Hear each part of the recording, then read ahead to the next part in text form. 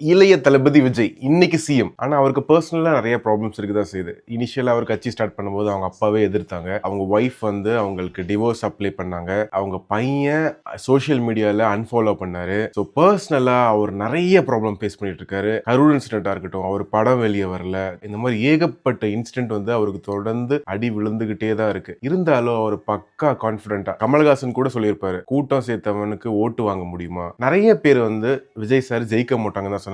At the end of the day அவர் நல்லா கான்ஃபிடென்ட்டா இருந்தாரு.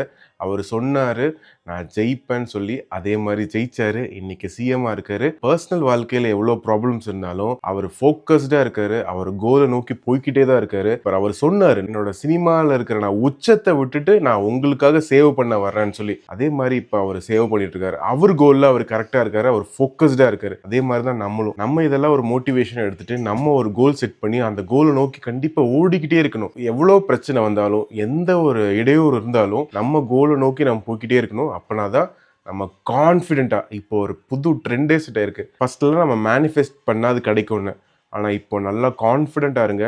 உங்களுக்கு என்ன நீங்க நினைக்கிறீங்களோ அது கண்டிப்பா கிடைக்கும்.